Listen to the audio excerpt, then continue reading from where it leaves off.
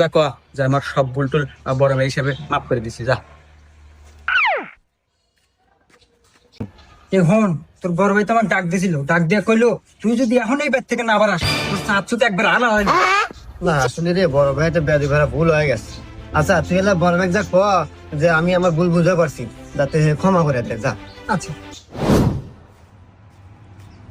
এ বন্ধু, তোর ছোট ভাই তো খুব বেদে, আমি যা কইলাম আর কইতেছে যে বড় ভাই টাইম নাই, যেখানে পাবো তো সেখানেই ঘুষেবো। হ্যাঁ কি কস? হন তুই এক শেষবারের মতো ক, যেবার যদি আমার কাছে মাপ না চায় তাহলে কিন্তু আর ভালো হবে না, যা।